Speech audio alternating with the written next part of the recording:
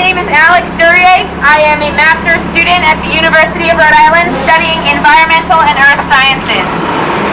Thank you everybody who came out today to show their support for our children's trust.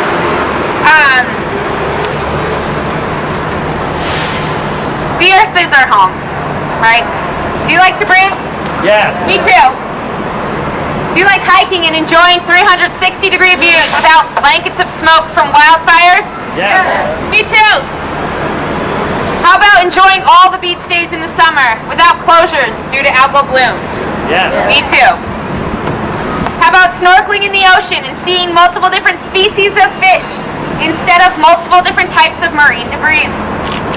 Me too. I've always wanted to do something meaningful with my life. I thought I juggled doing a bunch of different careers, but it came down to the most meaningful thing I could possibly do is ensure that everybody has access to not only the same amount, but the same quality, if not better quality of resources that we have today. Resources available for human beings is super important, but resources are also super valuable in themselves. Especially when untouched. We have so many incredible natural resources that do so much more than heat our home and fuel our vehicles. Animals and plants also need natural resources in order to thrive. And it's our responsibility to preserve the environment for all living beings and for all people, today and tomorrow, for all generations long into the future.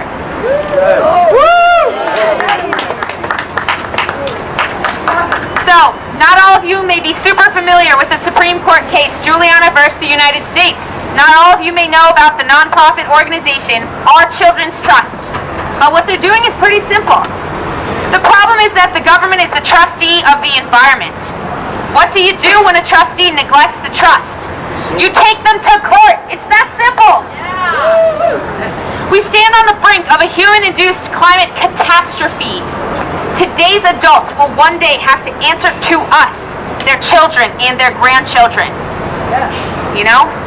Are you going to make the decision today to do something when in the future, is it going to be a better environment where your children are going to thank you for all the work that you've done, fighting for their future?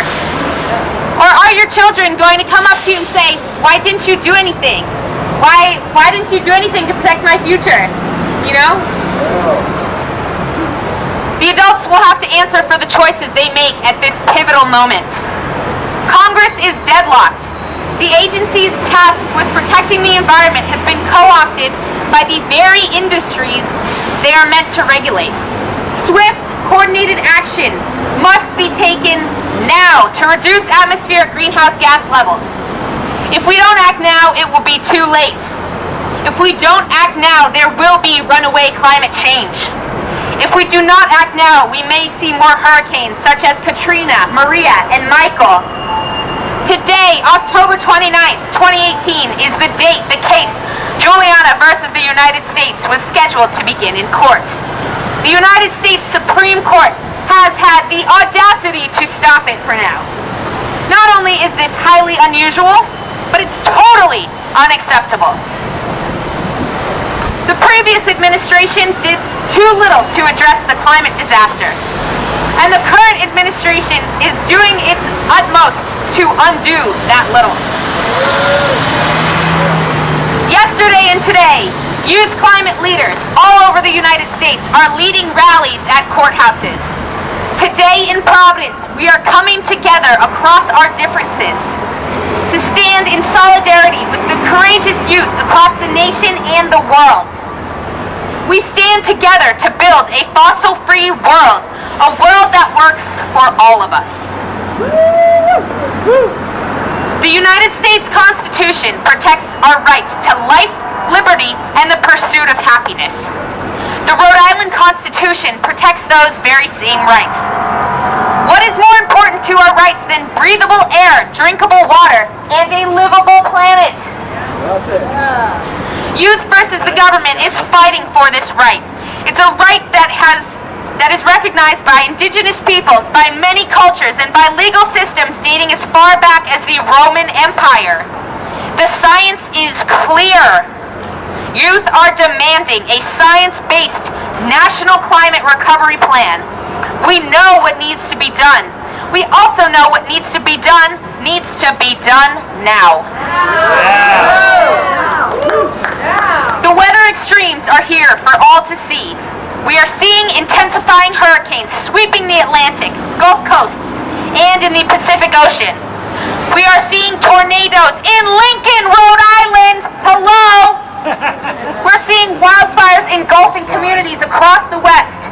We're seeing extreme weather across the United States and across the globe. What we are seeing is already happening at just 1 degree Celsius of warming. The time for action is now.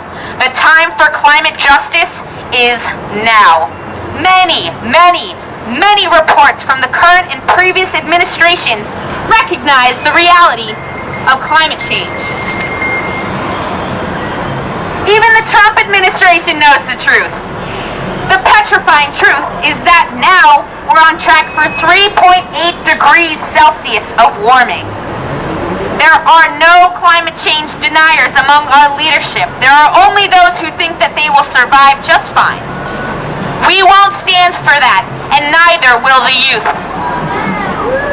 Yes, it will take unprecedented measures to implement a science-based climate recovery plan, but it can be done. It's a matter of political will.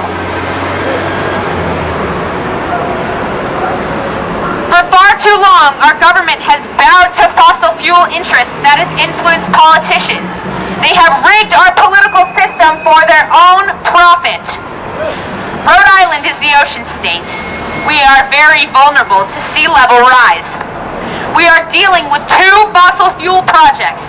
The proposed Burrillville power plant puts that community at extreme risk. The LNG facility planned by National Grid does the same at Fields Point. It is a textbook example of environmental racism. Our public transportation system is not up to the task. A small begin has been made with electrification, but more than 95% of Rhode Island electricity still comes from fracked gas. Our water systems are old and outdated. We have so much offshore wind. We have so many opportunities for renewable energy. Courts follow public opinion. We must lead the courts and demonstrate our support for the 21 fighting in the federal case. It is the obligation of the courts to enforce the Constitution. The Supreme Court of the United States is delinquent. That's for sure. The Supreme Court of the United States is betraying the youth of this nation. This betrayal cannot stand. This betrayal